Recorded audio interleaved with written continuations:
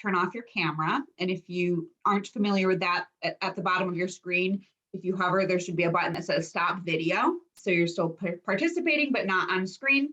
And that's where the mute button is as well.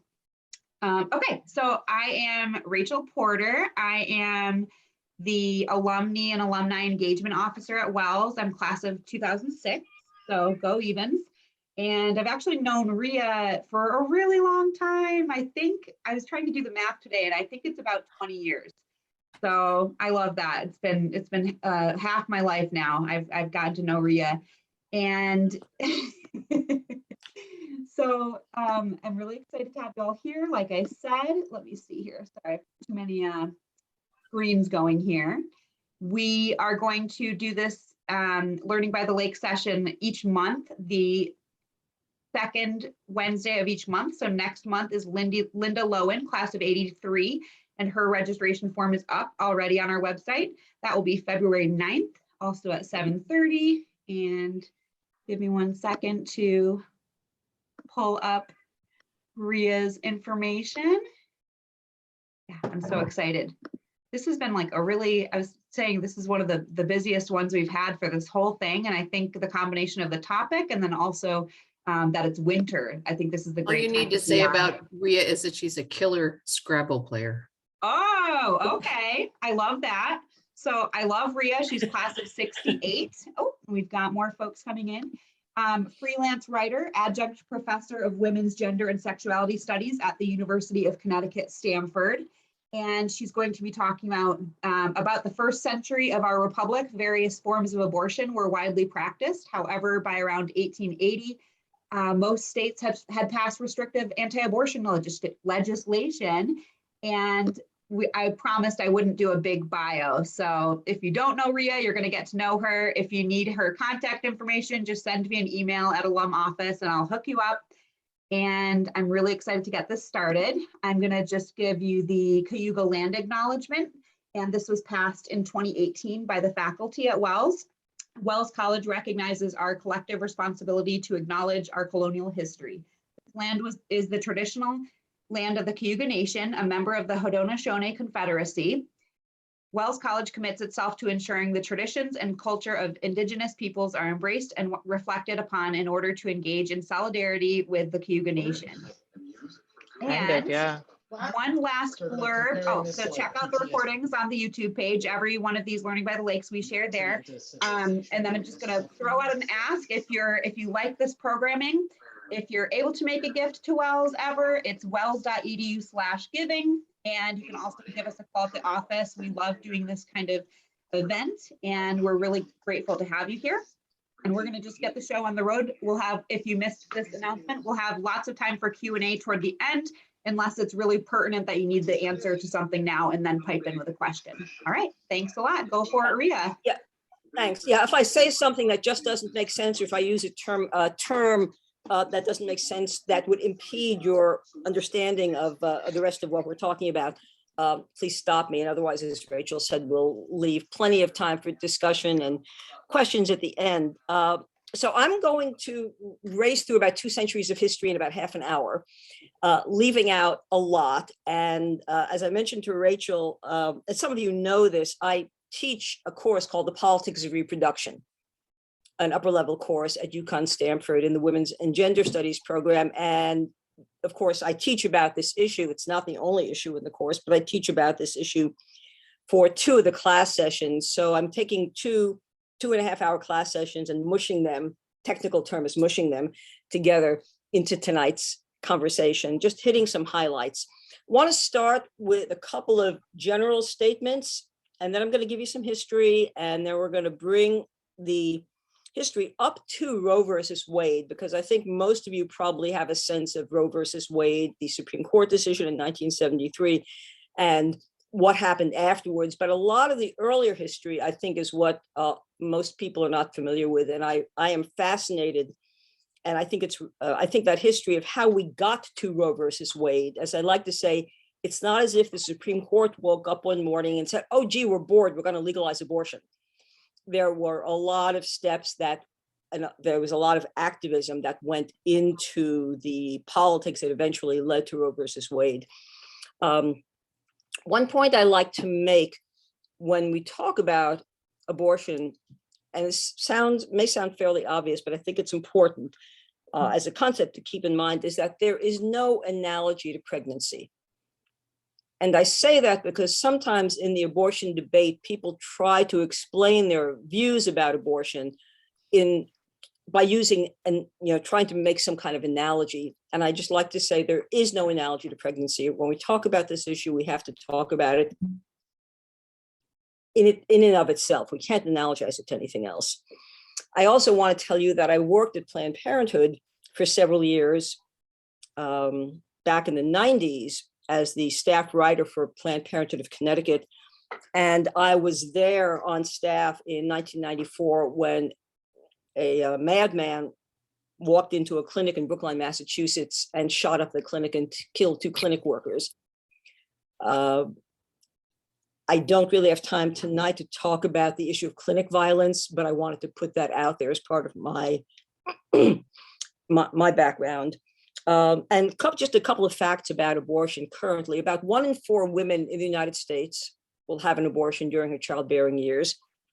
60% of women who have abortions already have at least 1 child. The majority of women who have abortions are in their 20s, and 92% of abortions are done in the first trimester. So just some basic factual statistical information. Abortion has not always been either a crime or a sin. And so first I'm going to talk about crime, and then I'm going to talk about sin. Abortion in the early United States was not illegal. And in fact, it was generally accepted until the point of what was called quickening, the point at which the pregnant person can feel the fetus moving in the womb.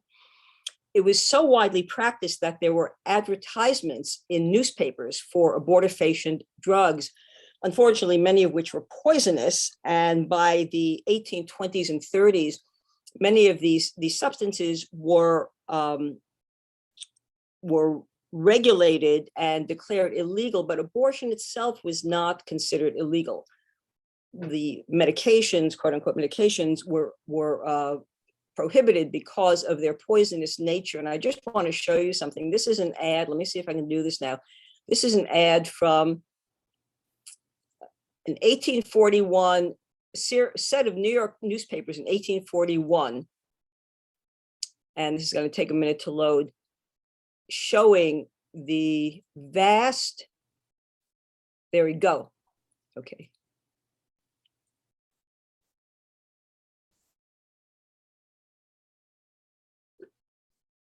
Can you see this? Did I screen share successfully?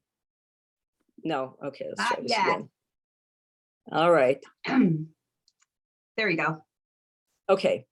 So this is a series of ads collected from a couple of New York City newspapers in 1841. All these are ads for various kinds of female remedies that had great euphemisms. Sexually transmitted diseases were called private diseases. Pregnancy was called a disease peculiar to females. An abortion or the administration of an abortifacient drug was described as the quote unquote removal of an obstruction. So again, abortion was widely practiced, not always safely, but widely practiced in the early United States in the 18th and first part of the 19th century. So what happened? What happened? What happened so that abortion between the mid 19th century and the 20th century became an illegal procedure? By 1880, abortion was illegal in almost every state, except for Kentucky, which made abortion illegal in about 10 or 15 years later. And we have to blame for the creation of anti-abortion legislation a couple of different forces. One was the medical profession, which by the middle of the 19th century was becoming, in fact, a profession. And the nascent medical profession and the nascent American Medical Association was not interested in sharing its work or its potential profits with the traditional healers, including the midwives that had been tending to women for all of these decades and all of these centuries. And I'm wondering if any of you saw a movie called Portrait of a Lady on Fire. Did any of you see that 2019 movie? It's a wonderful movie that takes place in France in the 17th century. And there is a scene in that movie where a young woman who gets pregnant goes to a local healer and an abortion is performed by that local, I don't know whether she's midwife, by that local healer. And that was what women did. They took these abortifacient drugs, they went to local healers, they managed. I'm not saying that it was always safe or always successful, but as the medical profession began to coalesce as a profession dominated, of course, by men, there was a very strong impetus in that profession to push out the traditional healers, both for political and social reasons and also for profit, because the potential loss of profit to these midwives and healers would have been significant. The other thing that was happening is that the women's rights movement was very much in full swing. Women were actually demanding to go to medical school, which the male medical profession was not interested in having happen. And there was also a very significant strain of white supremacy involved here. There was a concern about falling birth rates, especially among white Protestant women. And by the end of the 19th century, we had, as I said, every state by 1880, we had abortion laws that criminalized abortion with occasional exceptions for the life of the mother. Those are called therapeutic abortions. Lobbying by the American Medical Association managed to connect these falling birth rates among white Protestant women with the practice of abortion. And again, state legislators, male-dominated, white-dominated state legislatures responded by making abortion illegal pretty much throughout the entire country. We also have the Comstock laws in 1873, banning the publication of information about birth control and abortion. And so there you have 1880, abortion illegal throughout the country. So that's, and I'm watching the time. So that's crime. Now let's talk about sin. Sin might be a little bit more interesting than crime. The Catholic Church, as you all know, is the primary religious entity that we think of as being opposed to abortion. What I always find really interesting, and my students find this interesting also, is that the Catholic Church actually wasn't really opposed to abortion for almost 2,000 years. It wasn't until 1869 in an encyclical from Pius IX,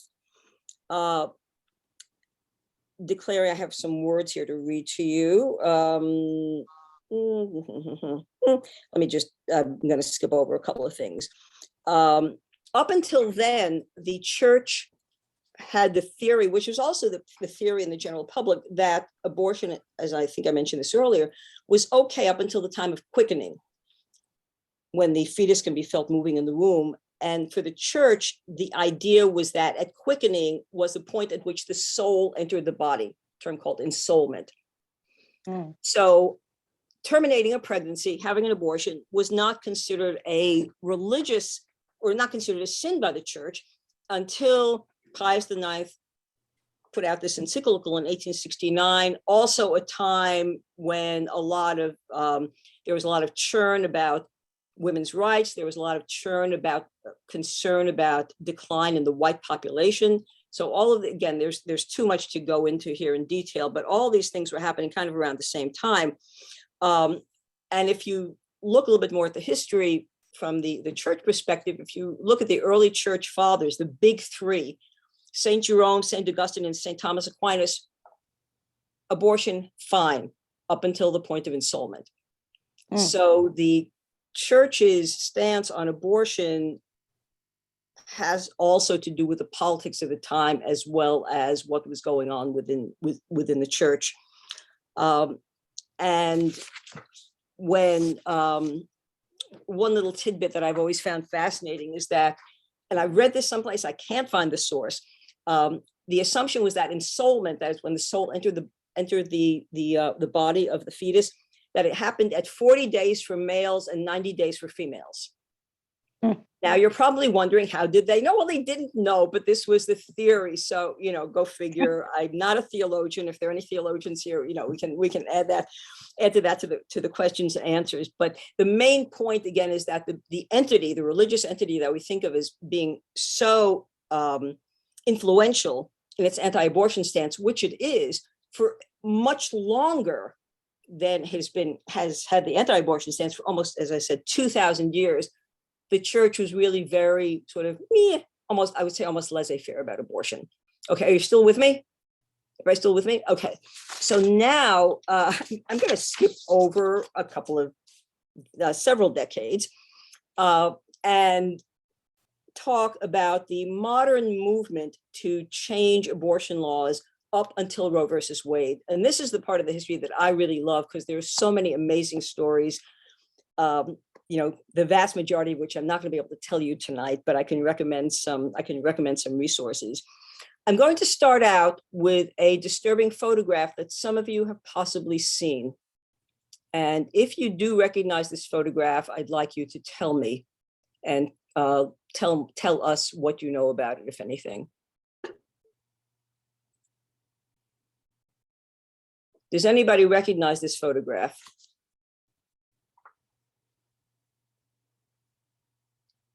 Okay. I mean, I know what's happening. She died giving herself an abortion. So Yeah. Never saw that picture though. That's pretty gross. Yeah. The woman in that photograph, and this is a whole story that I don't have time to tell tonight.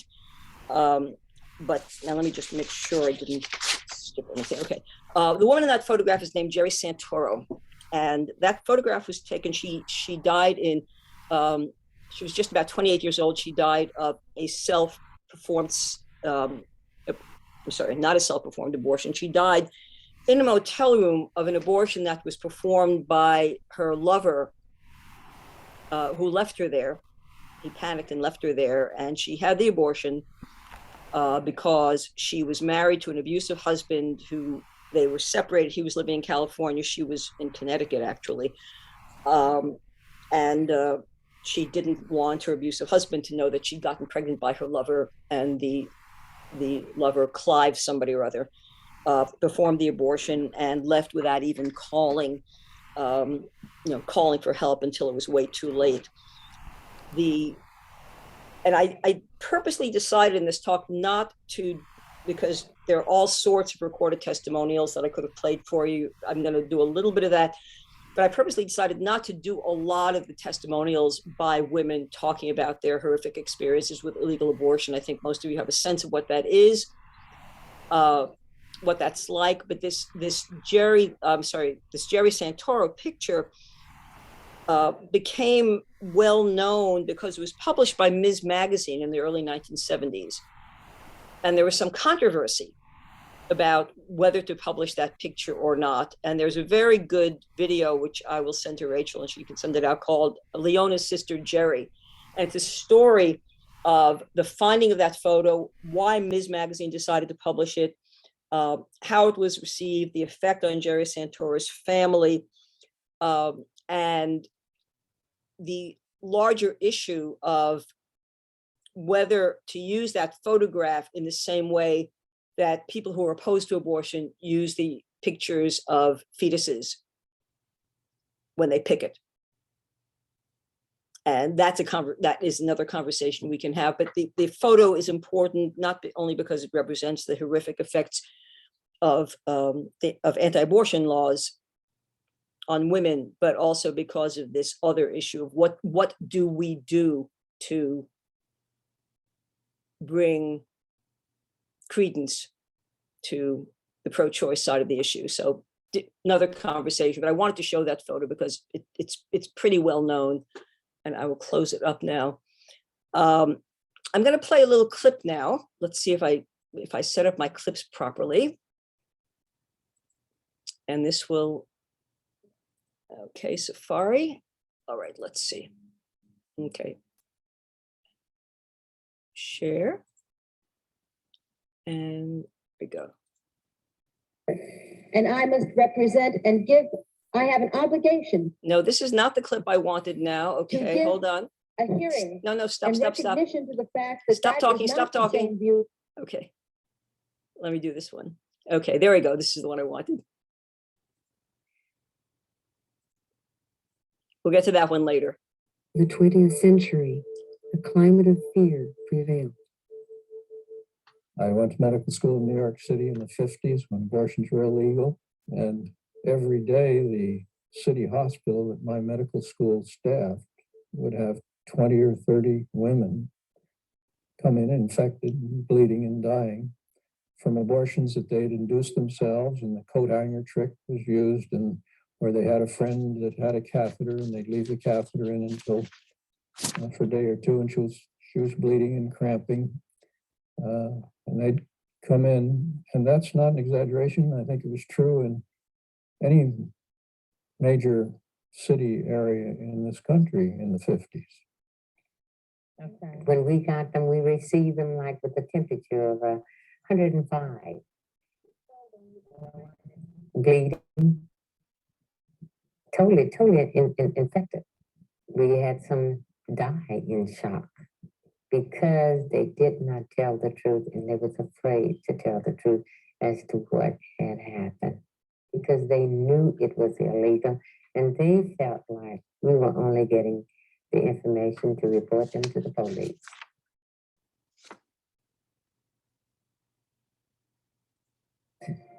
Even after 40 years, to admit to doing something that was against the law, that was illegal, it sort of puts you in the position of having a criminal past. And although you might not feel that what you did was in any way criminal, there's still the stigma to it. But it's a relief to be able to talk about it after all these years and say, hey, I was human. I knew that I could lose my medical license. I knew that I could go to prison.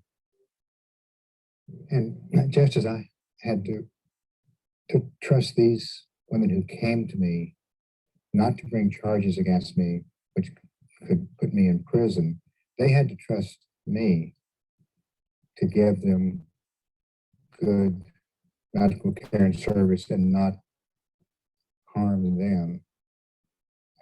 And that's a scary thing in those days because you didn't always know who you were going to, you didn't know what the outcome was going to be. It was frightening for women to come from great distances to a little town in East Texas to some unknown doctor.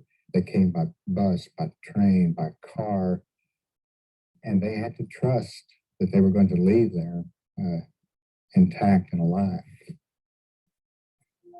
A woman that's unhappily pregnant will risk her life to stop that particular pregnancy. And then later in her life, when conditions have changed, she will happily risk her life to have a child. This is the same woman. And I was saying to my mother, you know, we have to talk about this. It's important. We can't, when you're in conversation with people, you tell them that your daughter died getting self-abortion. We have to all start telling these stories. You know, that it isn't just some anonymous person that nobody knows who's had an abortion, but people right next to us in our community, in our lives. And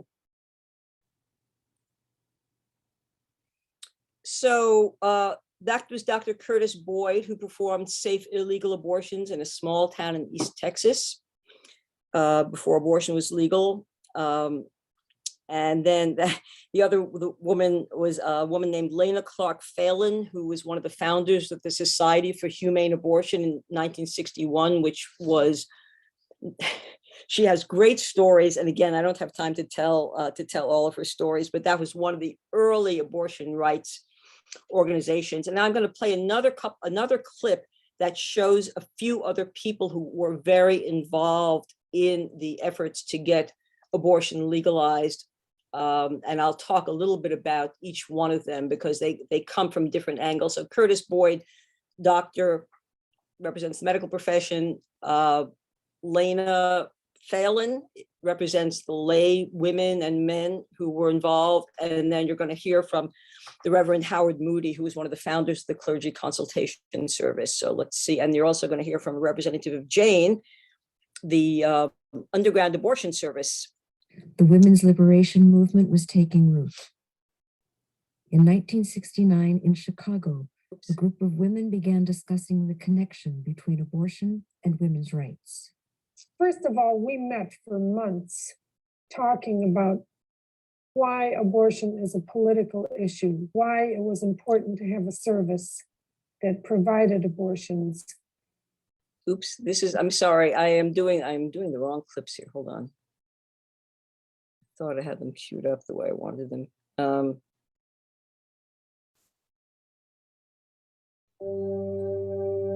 Here we go. Okay. We love our technology when it works, don't we?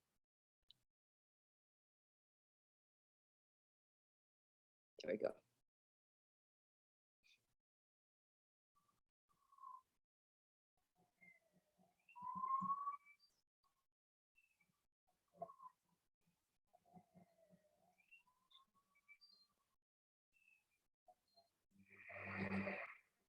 It was 1962. I was 22 years old. I was rushed to the emergency room with a fever of 105 and blood poisoning. I had had an illegal abortion. Blindfolded, without anesthetic, I never saw the face of the abortionist. My own doctor, who refused to provide a safe abortion, would now try to save my life. Because I had good medical care, I survived. Many women died. There was no phrase, reproductive choice. There was no concept of reproductive choice. If you needed an abortion, you couldn't look in the phone book or a clinic. This is a time in which it is illegal to counsel a woman about abortion. $1,000 fine, a year in jail. I didn't want to be arrested. Nobody wants to be arrested. But if you see something that's so wrong socially, and you have a chance and you don't do anything about it, it's hard to sleep with yourself at night.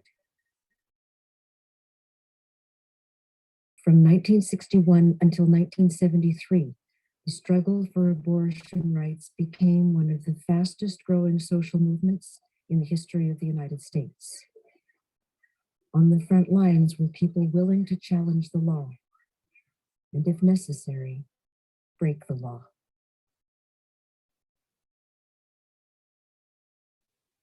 So what I'm going to talk about for a few minutes now are some of those lawbreakers, and you saw some of them in that. I'm sorry, I mixed up the clips, but you saw some of them in those clips. The man you saw in the jacket and tie was the Reverend Howard Moody, who was one of the founders of the Clergy Consultation Service. And my students are always astonished, I'm assuming that you folks won't be as astonished, are always astonished to find that clergy were actually in the forefront of trying to get anti-abortion laws repealed or reformed. And of course, we're not talking about Catholic priests, although there were some priests and nuns who were there underground, but a coalition of Protestant ministers and rabbis in the late 1960s, around 1967, formed the Clergy Consultation Service. And I want to read a quotation from Howard Moody. He said, "I think we ought to break the law. I think we ought to counsel women and help women to get abortions. I felt that I could make a case to be there for her, whatever her decision was, not just if it were for the abortion, but if it were for having the child and giving it up, or having the child and keeping it. Whatever it was, we would try to help her find a way to do that." This is the part that I think is really important. And as religious people, as people who cared about people's spirits, there was no way that you could do that without also caring about their bodies. So you had this remarkable group of clergy who broke the law, and what they did, and again, they are a whole other story, which is worth learning more about. The clergy themselves never had any direct interaction with the people to whom they sent the women for the abortions. They had one woman who worked with them, and she pretended to be pregnant. And she checked out every single place that they planned to send women. Some of them were physicians, some of them were other medical practitioners, some of them were people who knew how to do abortions, who may not have had medical licenses. But if there was any little something that she felt was not quite right, that person was off the list. And I don't have a number. I tried to look it up, but this clergy consultation service helped hundreds, if not thousands, of women obtain safe, illegal abortions, putting themselves at risk because, of course, it wasn't just having an abortion or performing an abortion, but aiding and abetting of an abortion, which was subject to criminal penalties in those days. The other story that you saw a little bit of, and which I will show you more of now, and again, this is just, the very tip of the iceberg. And let me see if I can find Jane. Okay. Now, I'm curious to know, because Rachel said this was something she knew about. How many of you know about Jane, the abortion service that came out of Chicago, came out of the Women's Liberation? Okay, Suzanne, I'm not surprised. We got a couple of other hands. Gail, okay. Jane is an amazing story, and I'll let Jody Parsons tell it. Let's see, hold on. Across the board. I'm sorry, I really did miss your question, which Suzanne, my other phone rang. What was A your large question? part of it was warnings on what the offense to willfully While out on bail, they continued the group. Okay, across the country. The women's liberation movement was taking root. let me do the screen share now that I got the right. I'm getting the hang of the screen sharing thing, everybody. So In 1969, in Chicago, a group of women began discussing the connection between abortion and women's rights. First of all, we met for months talking about why abortion is a political issue, why it was important to have a service that provided abortions, why society put women in this bind of that they should be sexy on the one hand, but if the natural consequences of being sexy happened, then why all of a sudden they were put in a shameful position. The women pooled their resources and formed an illegal counseling and referral service. Counselors used the code name Jane.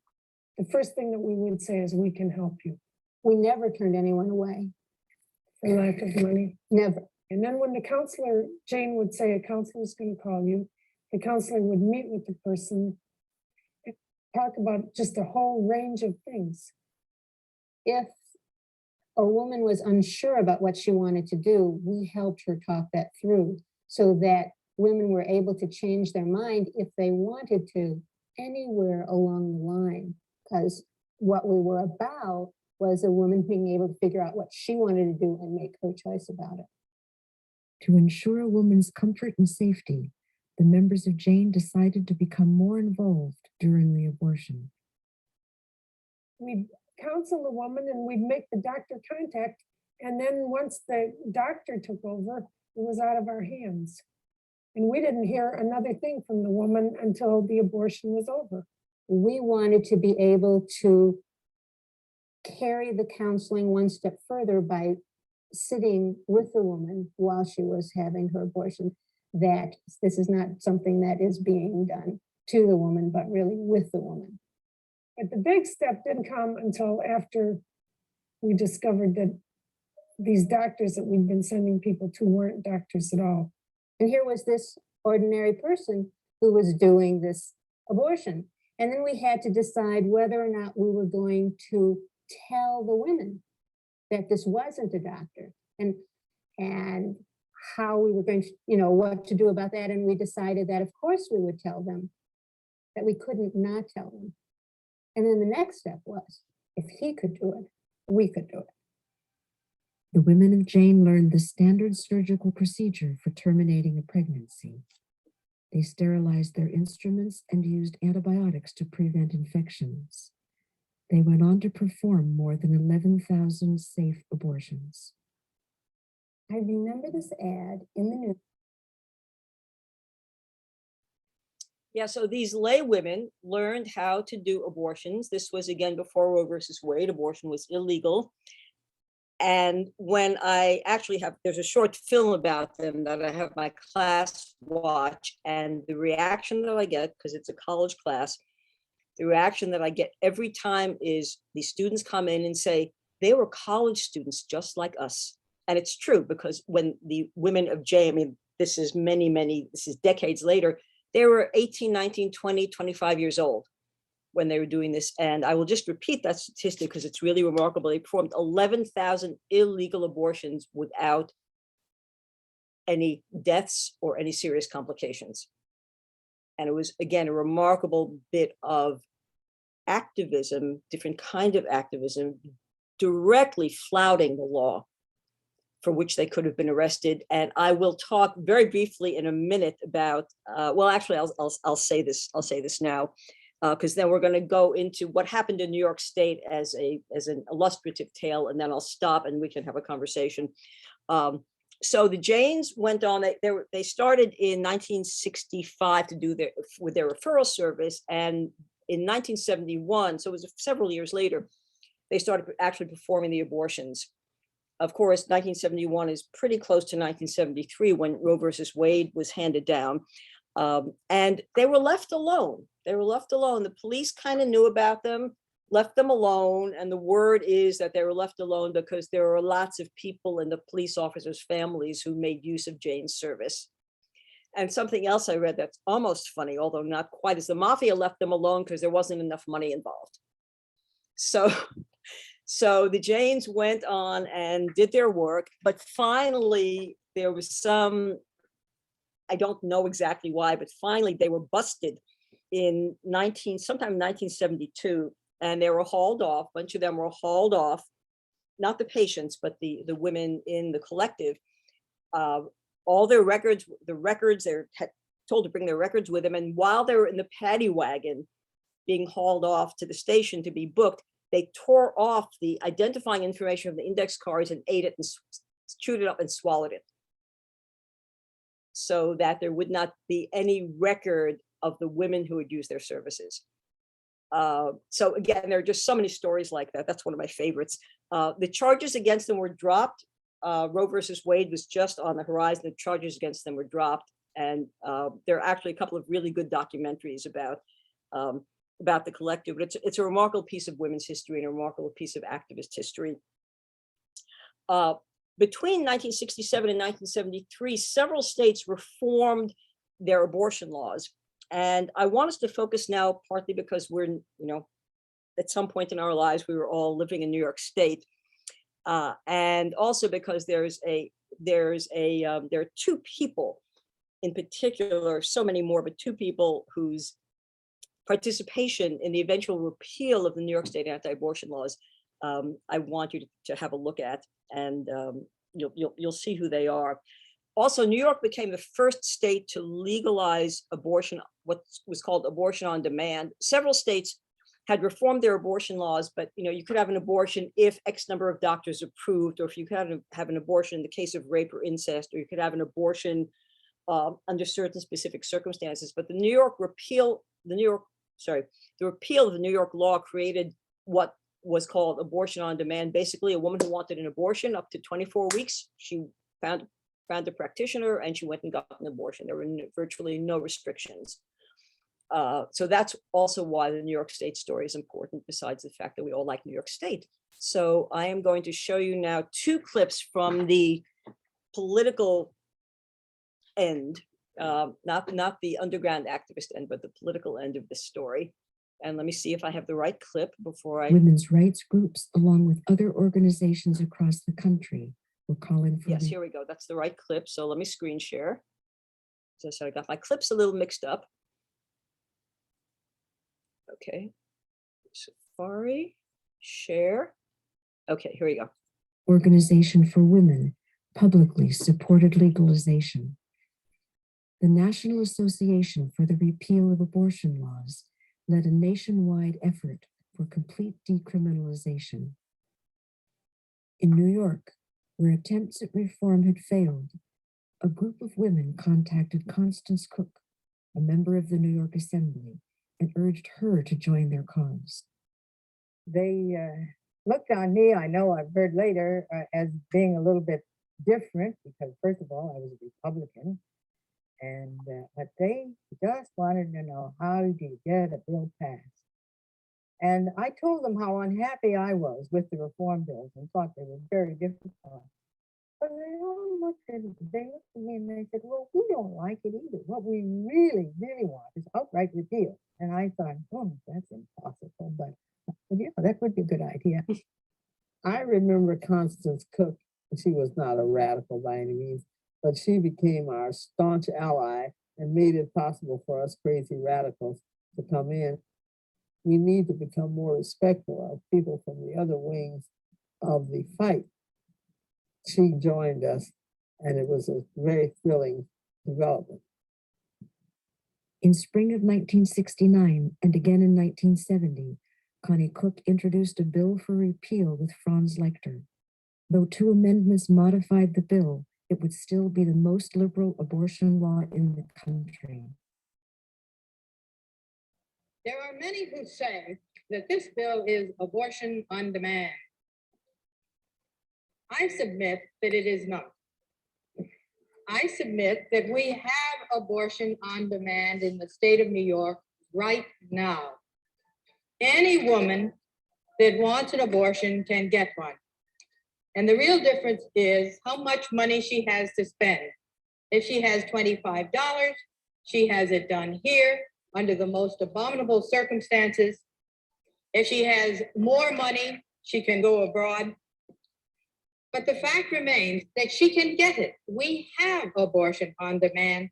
And if she doesn't have the $25, please don't forget that she can abort herself.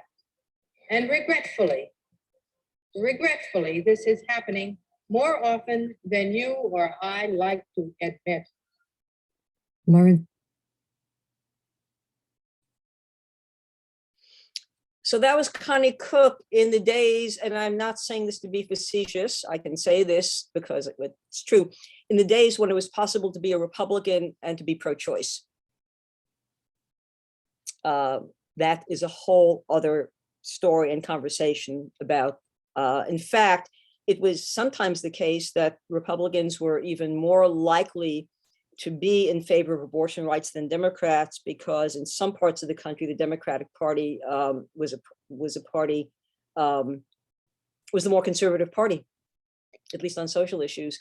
Again, a whole other story. But so that was Connie Cook, and I like that clip because that whole idea of what it means to say abortion on demand, she turns it on its head. And I think that's conceptual. I think that's really important. The last clip I'm going to show you is of someone who put his career on the line, not in the way the doctors put their careers on the line, and not in the way that the clergy people put their careers on the line, or the way in which the grassroots activists put their work and their lives and possibly their careers and possibly their lives on the line.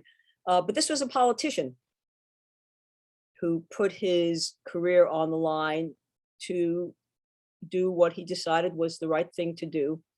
And for our interest, he was from the Auburn, New York area.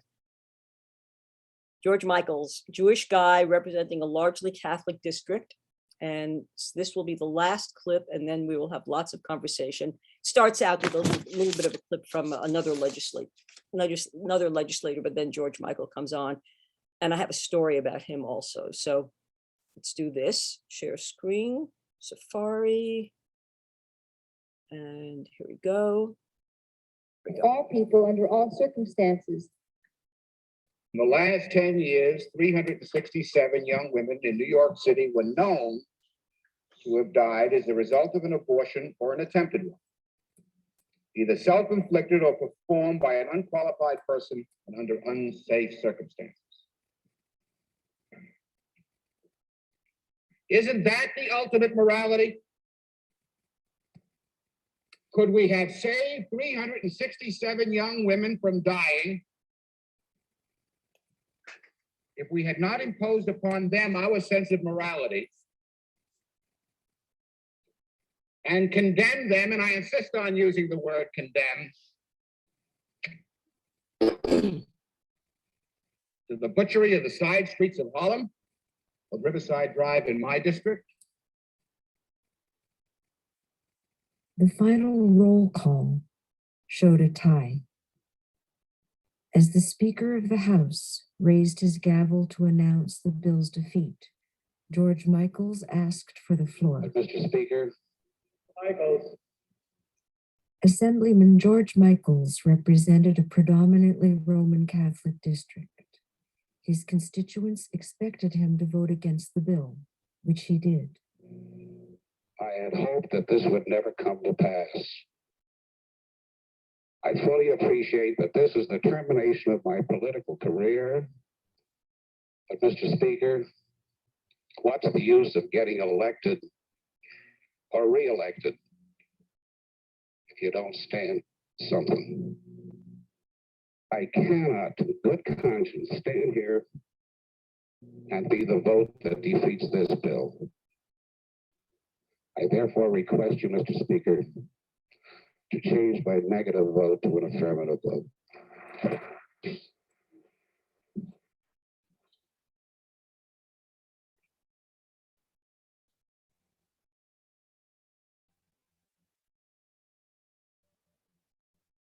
George Michaels' vote did end his political career, but for thousands of women who lived in New York and for those who could afford to travel there, abortion was now legal. The day after the bill became law, New York's Planned Parenthood was ready to respond. Phones lined up on tables. It's like a telethon. Every one of those phones had 5 lines on it, and every single button was lit. And we each went to our station, picked up the phone, and you couldn't listen, without your heart aching for every single one, and just being so grateful that you could say for the first time in history, yes, now I'm going to give you a phone number to call and set up an appointment, and it was all going to be clean and safe.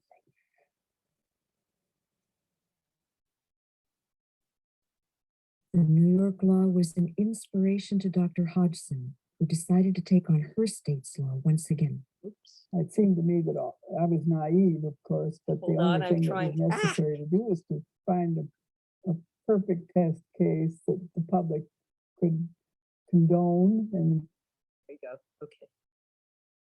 So I am going to end there. There are so many more stories, but that gives you a flavor, which is what I wanted to do, of the activism from all directions that led to the political environment that allowed for Roe versus Wade, which, as I think most of you know, was handed down on January 22nd, 1973, with a decision written by Harry Blackmun, who was a Richard Nixon appointee. And in fact, the Supreme Court that decided Roe versus Wade was a majority Republican appointed court. Again, something we cannot imagine seeing in our day. I want to stop there. There's tons more information I could give you, but I would really prefer now to have a conversation and answer your questions. So I know there's some stuff going on in the chat. Rachel, do you want to do the chat, or should I look at it, or should we just have people start talking? How do you want to do this? We answered it already. It was just somebody had missed what you had said about Jane, and then you played the clip about Jane in Chicago. But I'll dive in. So just in case anybody missed this, if you have any questions that you want to follow up, just send us an email. I'll put my email address in the chat, and I can connect you with Rhea, alumoffice@wells.edu, or my email. And I'm also going to put a chat in there for the February topic. excuse me, but I was curious, and I brought it up with Rhea the other day when we were meeting, if any of you alums on the call did any kind of, any kind of marching or anything when you were at Wells. I know when 2004, a bunch of us went down and did a march on Washington when George W. Bush was in office. And we had some great t-shirts that we made in the main smoker and had it was a big march on Washington. A few of us were on CNN from Wells. We had the Wells vans, but I'm curious about any of your work when you were at Wells. And I see Suzanne's hand already up. Well, it wasn't when I was at Wells, but I would lived in say Chicago. Let's expand that to beyond Wells. Yeah, So, I lived in Chicago and actually worked for NOW in their national office in the 70s. And we not only, we weren't focused all that much on abortion rights because from that standpoint, because Jane was really active and Roe versus Wade had happened. But one of the things that we did a lot was to picket Henry Hyde's office. And Oh, yeah. Henry Hyde, Henry Hyde. Yeah, he's the one that's, we're still, it's foreign aid, right? Isn't it foreign aid that gets held up because they don't have an anti-abortion law in their country? Like he has the right to tell people what to do in other countries. We picketed so many times in front of his office, and of course it didn't make much difference. But the one thing that you can expand this whole thing on abortion to all the pay inequity and all of those other things that were going on. Chicago was a fabulous place to live in those days. We did marches and demonstrations, and somehow I never got arrested. I don't understand that. Are you disappointed? Yes, I am. I am. When I talk, I have a good friend who's very active, particularly in a little bit less so in feminist activity, although some of that, but in labor and immigrant activity. And she was one of those radical nuns. She got herself arrested. So when this, of course, was pre-COVID, when you can get together with human beings, got together with her and some of my students. And I said to my students, I said, she is much cooler than I am. She's been arrested. They were very excited about that. So I would like to ask all of you a question. What most, and again, I know I just sped through a whole lot of stuff. But what most surprised you? What most grabbed you in the little, in the little bit of information I was able to give you? And then what are people thinking about what's going on now? I'm aghast. So what? I'm aghast. It's just it makes me crazy because, and nobody's been able to focus on the other side of pregnancy, which is men. And until there's a man called Dr. Jackson Katz, I know, and his whole theory is that if you turn all of the women's issues into a man's issue, then you get more done, which is really interesting. But if you ever have a chance to watch his TED Talk, it's he's wonderful, and I think he's right because who's in power? White men. If you make it so that the white men are hurt or give up money, which is really what they want, then maybe you can get some changes made. But we were more focused on the ERA in Chicago at that point. But yeah, how far did we Flo get? Kennedy, whom you saw briefly, the African-American woman who's the attorney with that wonderful hat. Oh, Flo Kennedy, yeah. Flo Kennedy, who's another story. But anyway, I believe there's a quotation I believe is attributed to her, although I've seen it attributed to a few other people also. And it goes, if men got pregnant, abortion would be a sacrament. Exactly. To Gloria Steinem. So what else? I see somebody wrote that she was oh, okay. Rachel, do you want to take the hands or do you want me to take them? I'm just going to say we've got 2 comments and then I've got a few people's hands are raised. 3 folks. So in the comments, Loie said the clergy involvement most surprised her. And then Judith said, I'm just so angry that we're still fighting this fight. I have 3 daughters. The idea that one of them could die from an illegal abortion is infuriating and horrifying. Rhea, you said Jackson Katz based on your comment before. And then we've got 3 folks with hands up. If you want to start, Pat. Hi, okay. Visible Oh, here. there's a Person, I hi. want to know, Rhea, yes, Pat Adams, Sustithi Linde, class of 70. I believe that abortion rates are coming, I believe that abortion rates have come down, have they not? Yes, as far as I know, I don't have numbers, but yes, I think that's true. Also, in New York State, I believe, correct me if I'm wrong, that there young ladies, I think it's 16 and maybe younger, I don't know, can request abortions without parental consent. Is that accurate? I will tell you that I don't know the ins and outs of every state's current abortion laws. So I can't answer that question. It wouldn't surprise me. But I don't want to say that I know the answer. I would have to look that up. I think you're right, Pat. I think that in many cases, they have given a 16-year-old the right to be an adult about that.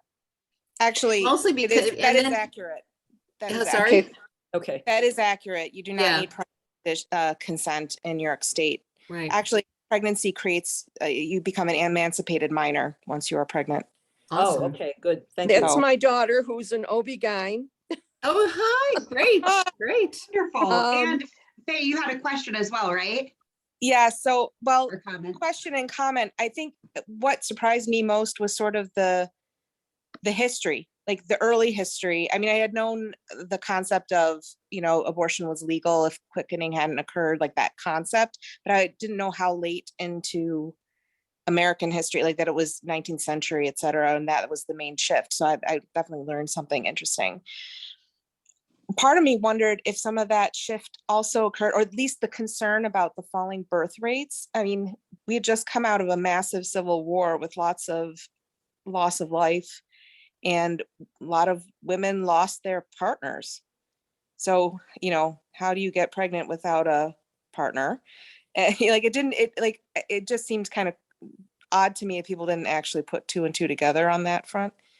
Yeah, yeah. Whether that, to what degree that influenced the attitudes toward abortion, I mean, that may very well be the case. Maybe So, not yeah. abortion, but just towards childbearing, and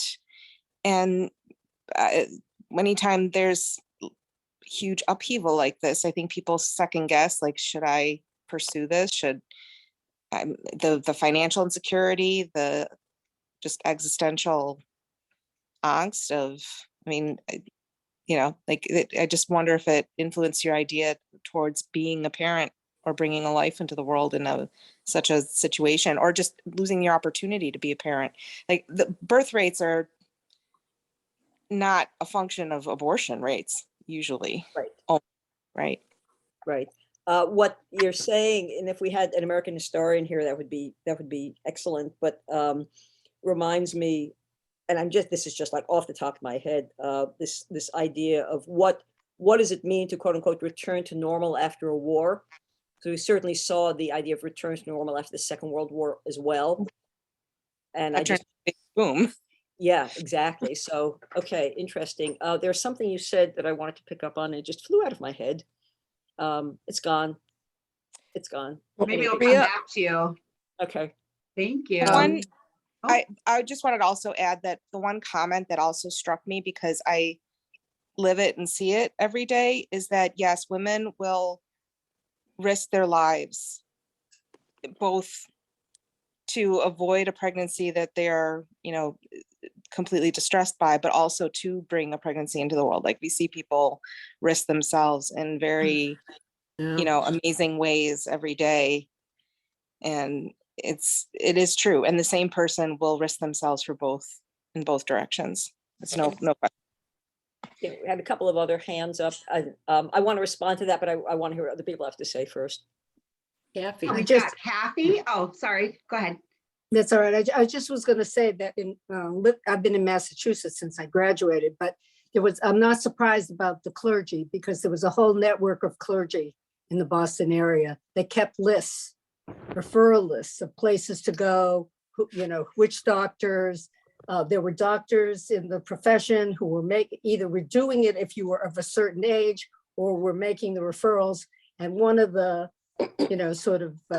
well-known cases was a case of a doctor at Boston City Hospital who performed it and was reported by one of the nurses. And he had a suspended license and couldn't operate for, I think, a 2-year time, or at least a year, if not more. I mean, I knew him personally, so I know that it just sort of held up his ability to operate. I mean, he still had a practice, but he couldn't operate anymore. Anyway, just a comment. Let's get Kathy in here. Thank you. Hi, I'm Kathy. I'm class of 67. I know a number of people on this. Thing that most surprised me is the same thing that Faye said, the historical, having been brought up Catholic and knowing that, we were obviously wiser a long time ago than we are now.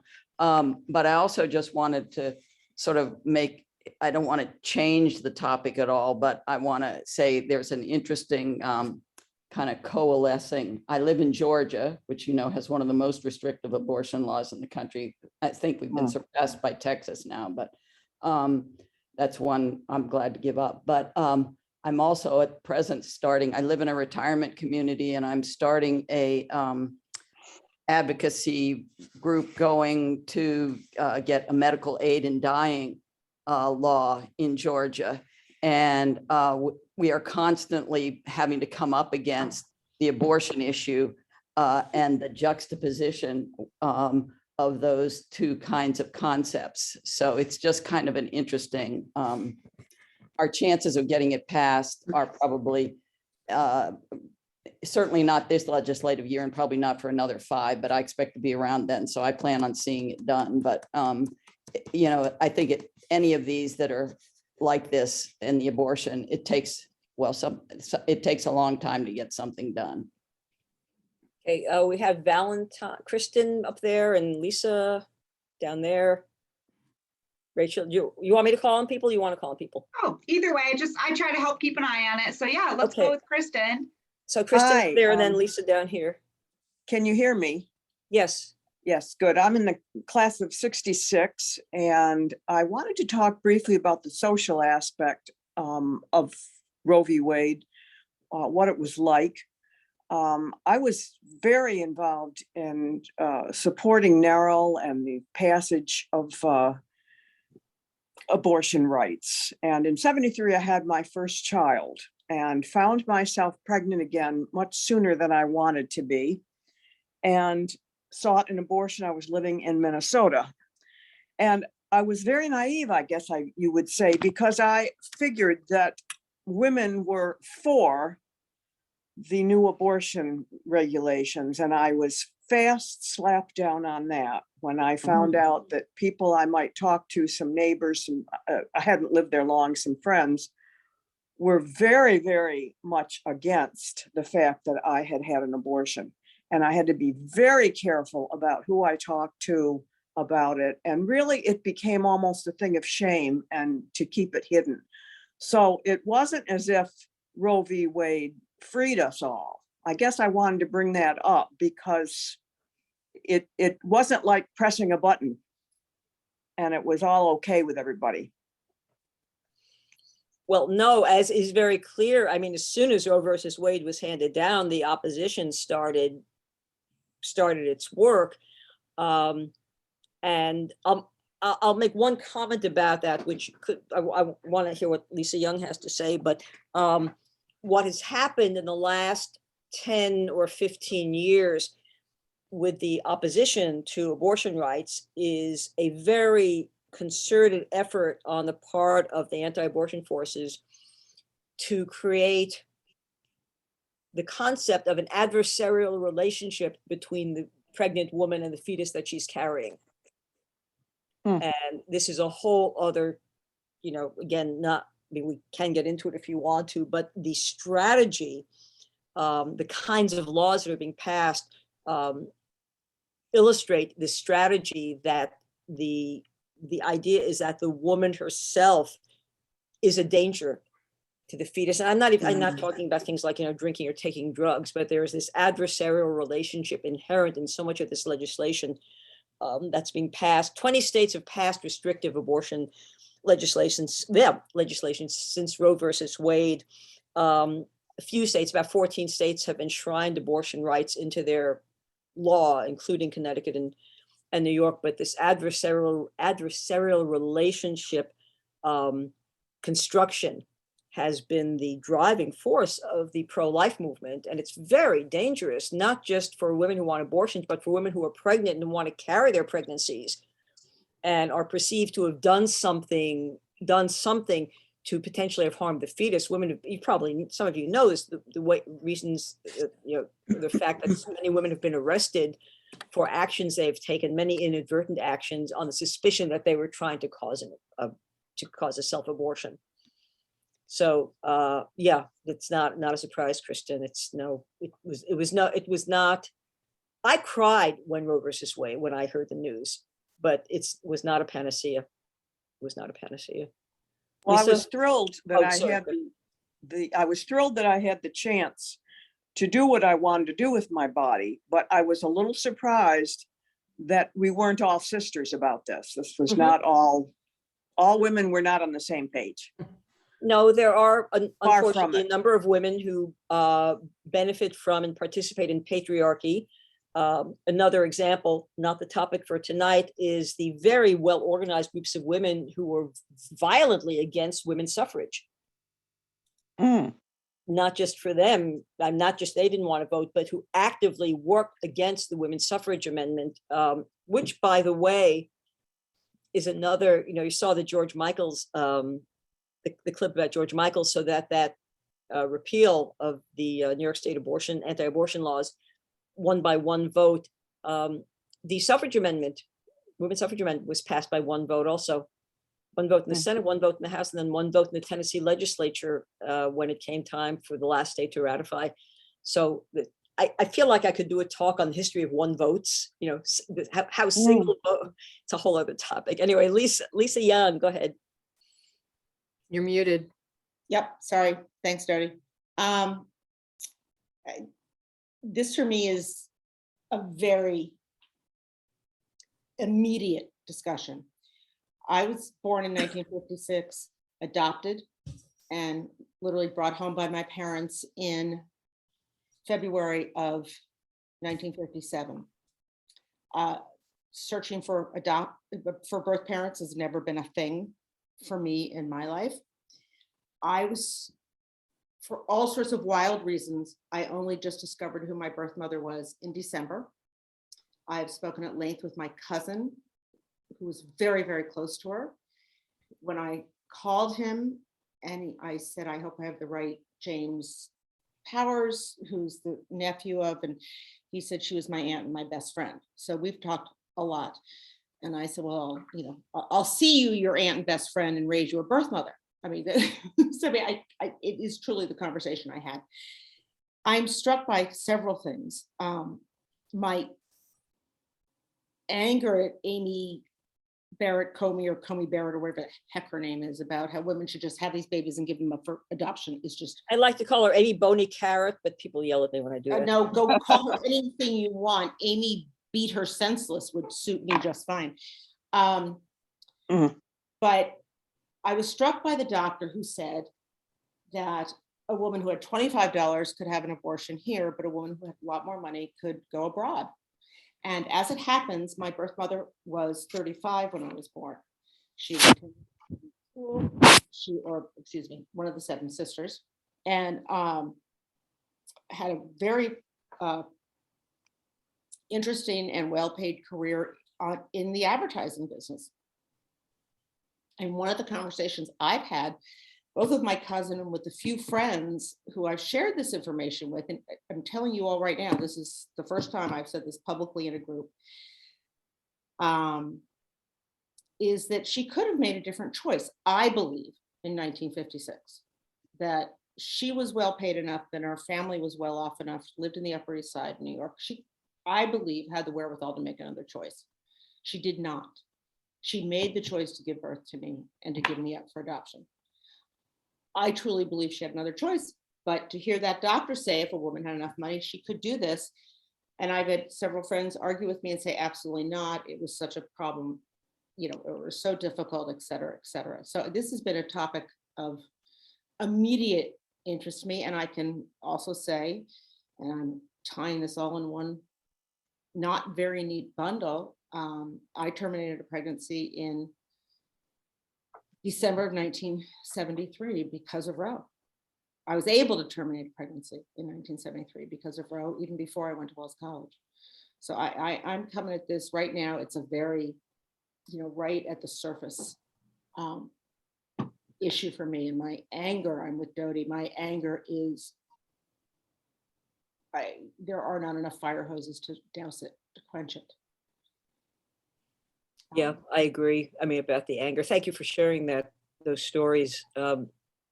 Maria, is that Marina? Suddenly are all they're all interconnected in ways I never imagined them to be. Marina, is that your hand or you're just waving at us? Oh, no, that's my hand. I have a question. Yes. I've heard that most people in like the country are in favor of Roe v. Wade. Is that accurate? Yeah, I've seen statistics, and again, don't quote me because I didn't look up these numbers before I came online. But in the high 60% of people. So how did it ever get this far that we're almost to the point of like having the Supreme Court throw Roe v. Wade out when so many people are in favor of it? Because it I doesn't don't meet get it. their own personal agenda. I will answer with a word that is going to probably surprise you, and that word is slavery.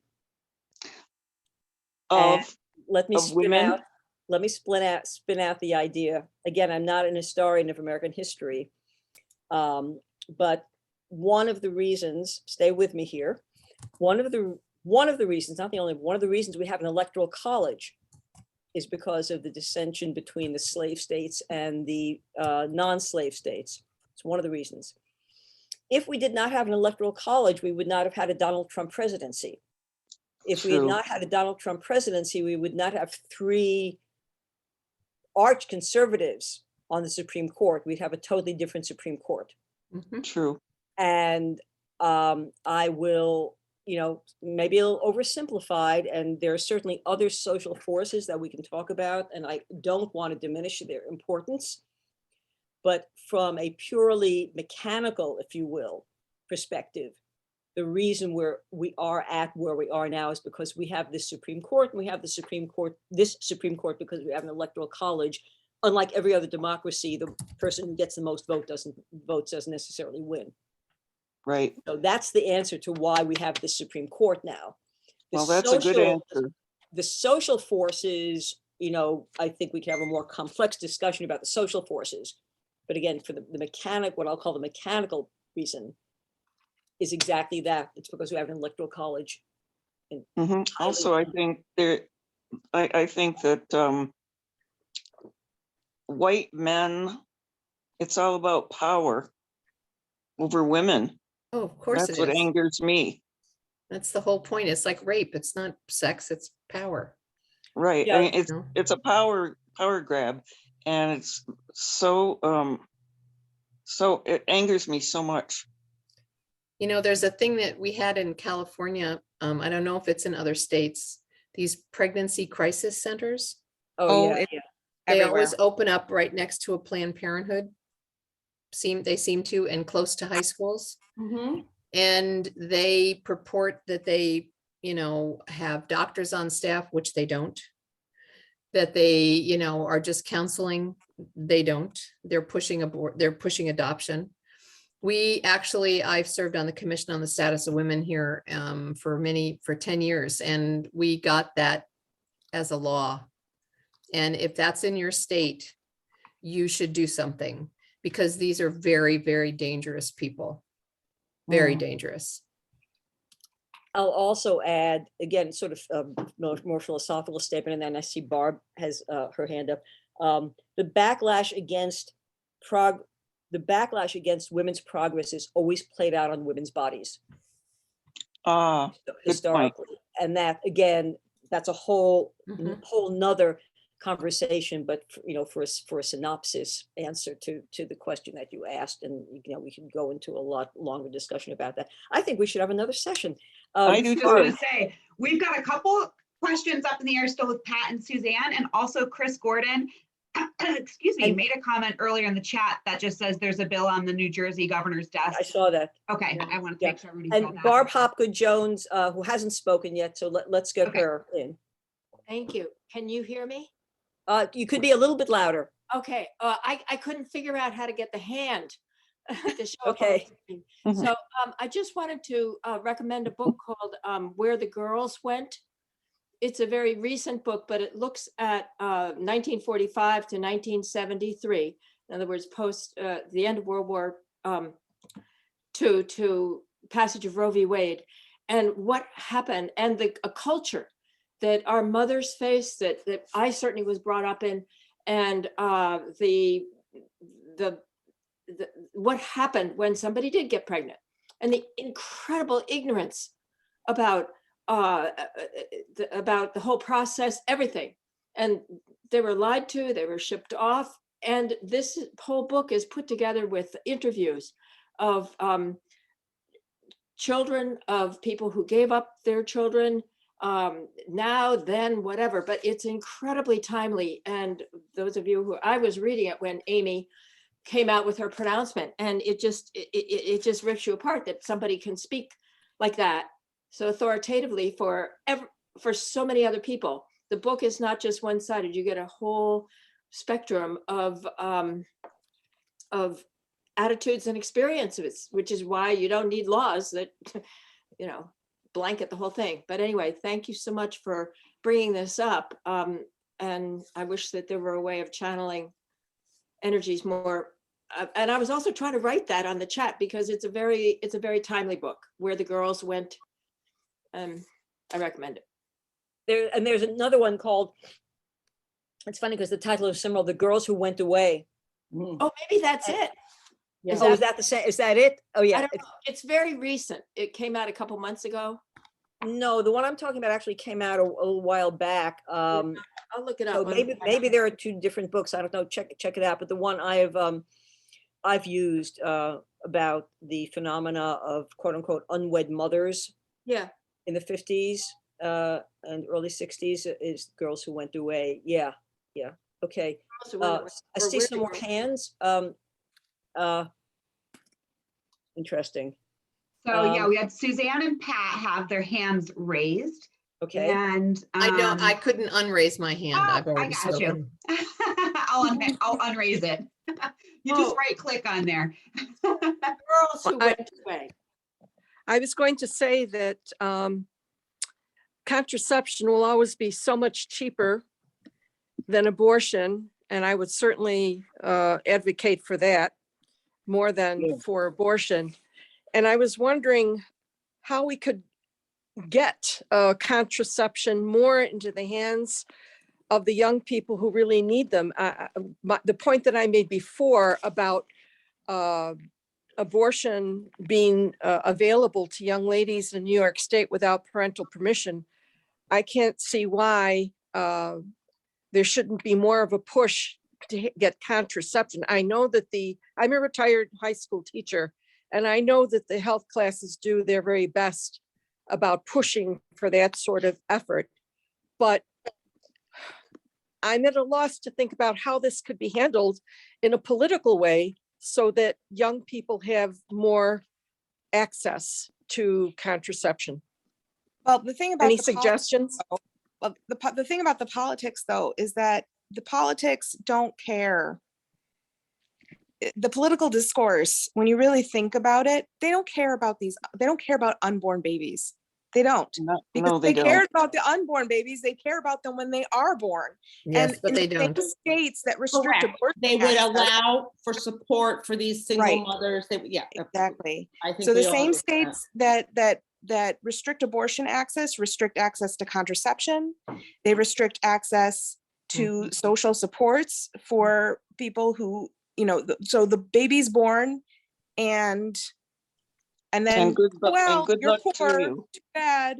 Like it doesn't, if they really cared about human life, the politicians would pass cohesive legislation that supported human life. Once it's here, Right. once it's independent, functioning and breathing, we'd have healthcare access. The same states that restrict abortion laws also restricted picking up the Medicaid expansion.